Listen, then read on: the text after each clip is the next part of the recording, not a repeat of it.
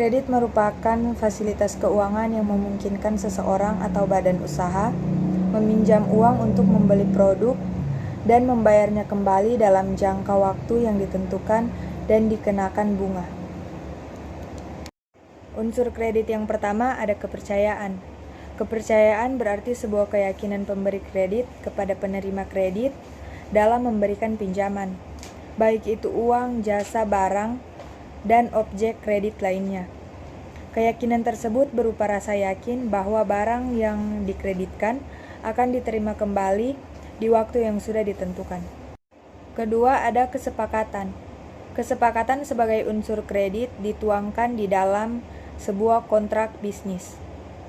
Kontrak ini berupa perjanjian, ditandatangani oleh dua buah pihak. Isi kesepakatan adalah hak dan kewajiban pemberi dan penerima kredit. Selain itu, kesepakatan ini berisi tentang jumlah pinjaman, tenor, sampai ketentuan jika sampai terlambat bayar. Ketiga, ada jangka waktu. Jangka waktu dalam unsur kredit berarti masa pengembalian kredit. Kredit umumnya dibayar dengan cara cicilan.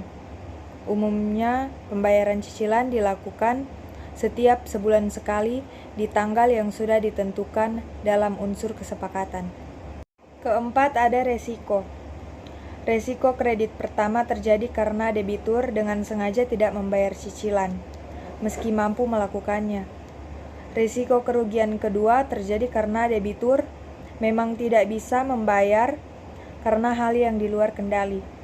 Contohnya adalah ketika debitur terkena dampak bencana, sehingga mempengaruhi kemampuannya dalam membayar kredit. Kelima, ada balas jasa.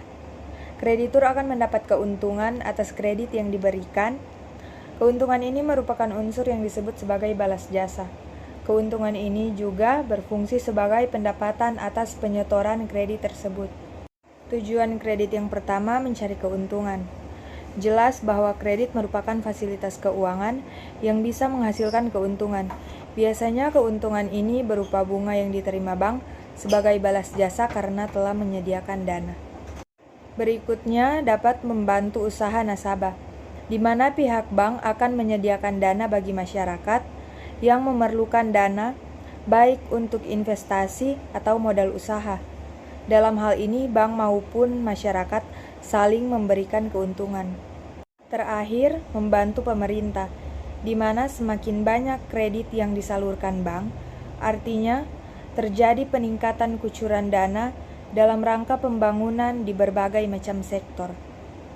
Fungsi yang pertama meningkatkan daya guna uang. Daya guna uang makin bertambah apabila digunakan oleh masyarakat.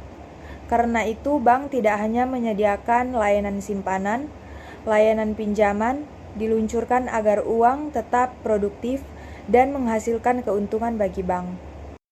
Yang kedua, ada meningkatkan peredaran uang. Kredit usaha digunakan untuk mengadakan barang dan jasa suatu bisnis. Jika bisnis telah memiliki produknya, mereka bisa melakukan transaksi perdagangan bersama konsumennya. Alhasil, peredaran uang di suatu wilayah pun bertambah berkat pemanfaatkan kredit tersebut. Ketiga, ada memotivasi kemajuan usaha. Rata-rata pengusaha langsung mundur ketika mereka mengetahui jumlah modal bisnis yang dibutuhkan tidak sedikit. Layanan kredit berfungsi untuk memotivasi pengusaha dalam memajukan bisnisnya. Mereka tidak perlu menunda pengembangan bisnis karena bisa meminjam sejumlah dana lebih dahulu. Keempat, meningkatkan daya guna barang produksi. Salah satu alasan masyarakat membutuhkan kredit adalah mengembangkan produknya.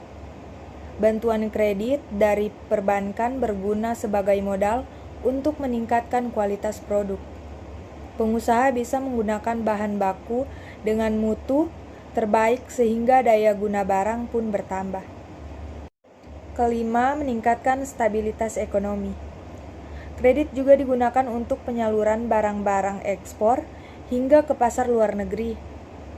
Devisa atau hasil ekspornya pun masuk ke dalam penghasilan negara. Alhasil, stabilitas ekonomi meningkat karena kegiatan ekspor ini. Terakhir, merevolusi pola pikir masyarakat Indonesia. Kebanyakan masyarakat Indonesia berpikir bahwa modal untuk mengembangkan usaha hanya berasal dari kantong sendiri. Padahal perbankan menghadirkan layanan kredit untuk meningkatkan level usaha. Kehadiran kredit ini perlahan-lahan mengubah pola pikir masyarakat, sehingga mereka pun tidak perlu menunda-nunda untuk memulai usaha. Jenis kredit yang pertama ada kredit investasi. Jenis kredit ini tergolong dalam kredit produktif, yakni diajukan untuk kegiatan produksi, investasi, atau menjalankan usaha. Kredit investasi ditujukan kepada perusahaan untuk menjalankan kegiatan investasinya. Yang kedua ada kredit usaha rakyat atau KUR. KUR merupakan program pemerintah untuk membangun usaha mikro, kecil dan menengah atau UMKM dalam mendapatkan modal bisnis. Program ini hadir sejak 2007 dan bertujuan agar masyarakat tidak perlu bingung mencari sumber dana untuk menjalankan usahanya. Ketiga ada kredit modal kerja atau KMK. Pada dasarnya KMK mirip seperti kredit investasi karena sama-sama ditujukan kepada perusahaan.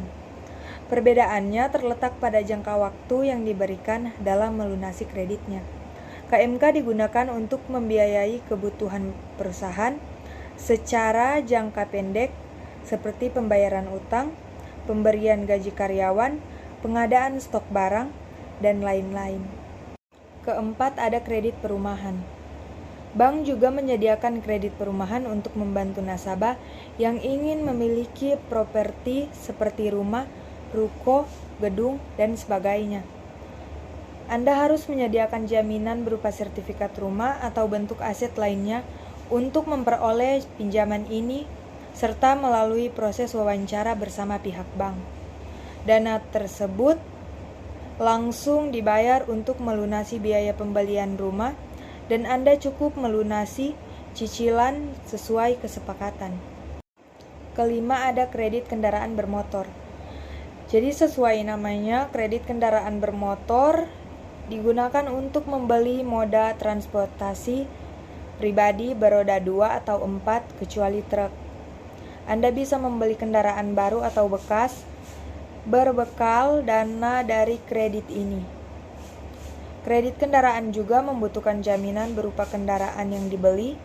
Anda harus menyertakan slip gaji dan identitas pribadi untuk mengajukan program kredit ini. Keenam ada kredit rekening koran. Program ini memberikan hak kepada nasabah untuk melakukan penarikan dana dari rekeningnya sebagai bentuk pinjaman.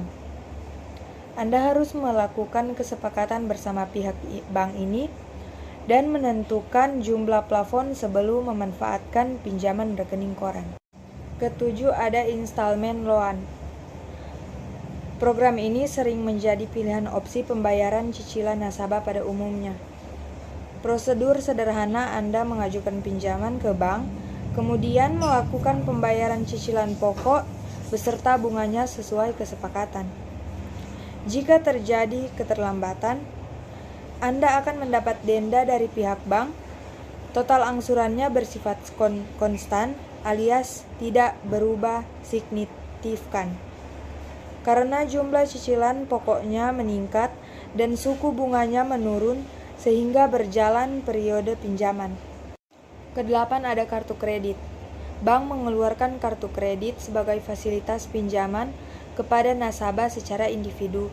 Kartu kredit dapat Anda gunakan untuk memenuhi kebutuhan konsumtif atau produktif.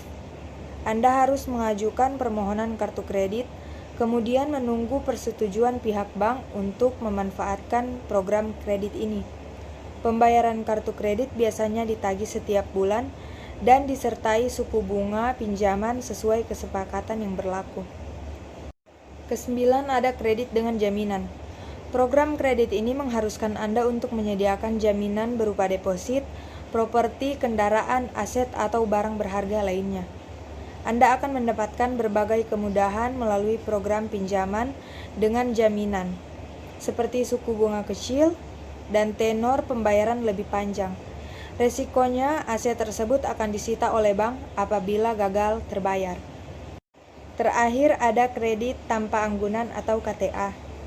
Berbeda dari jenis kredit sebelumnya, KTA tidak mewajibkan Anda untuk memberikan jaminan atas pinjamannya. Sebelum memperoleh dananya, bank harus melakukan pengecekan kualitas Anda sebagai calon debitur berdasarkan data-data dari lembaga keuangan lainnya.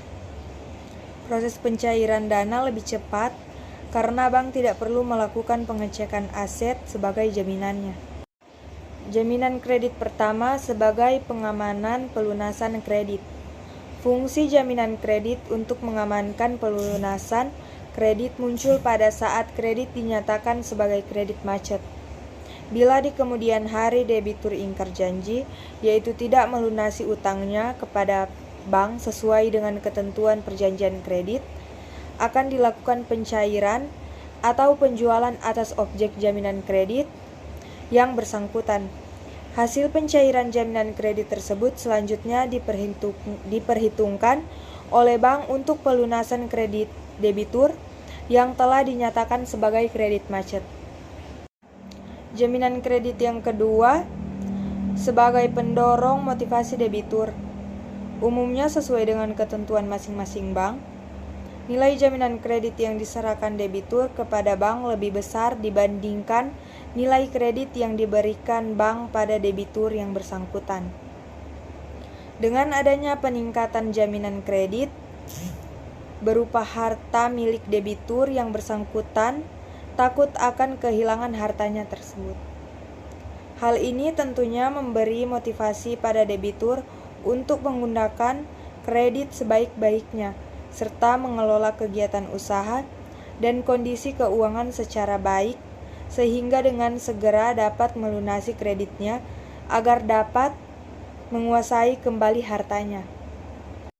Penilaian kredit pertama ada aspek yuridis atau hukum. Adalah masalah legalitas badan usaha serta izin-izin yang dimiliki perusahaan yang mengajukan kredit. Diteliti surat penting lainnya yaitu surat izin usaha industri, tanda daftar perusahaan, nomor pokok wajib pajak, keabsahan surat-surat dokumen penting lainnya. Kedua, ada aspek pasar dan pemasaran. Yang dinilai adalah besar kecilnya permintaan terhadap produk yang dihasilkan sekarang ini dan masa yang akan datang, sehingga diketahui prospeknya. Ketiga, ada aspek keuangan. Aspek yang dinilai adalah sumber-sumber dana yang dimiliki. Penilaian bank mencakup rasio likuiditas, solvabilitas, PP, NPV, IRR, BEP.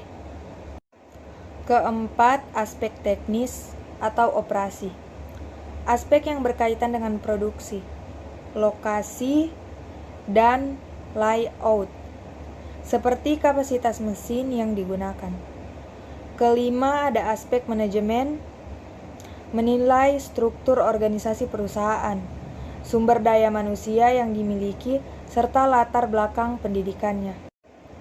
Keenam, aspek sosial ekonomi, menganalisis dampaknya yang timbul akibat adanya proyek terhadap perekonomian masyarakat dan sosial masyarakat. Ketujuh, aspek AMDAL, analisis terhadap lingkungan baik darat, air, atau udara, termasuk kesehatan manusia apabila proyek tersebut dijalankan. Penyelesaian kredit macet pertama ada rescheduling, tindakan dengan cara memperpanjang jangka waktu kredit atau jangka waktu angsuran. Yang kedua ada recondition.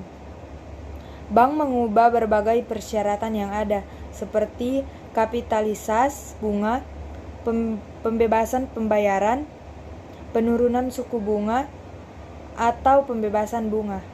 Ketiga ada restructuring, dengan cara menambah modal nasabah dengan pertimbangan nasabah memang membutuhkan tambahan dana. Keempat ada kombinasi dari 3 jenis di atas. Kelima, Penyitaan jaminan.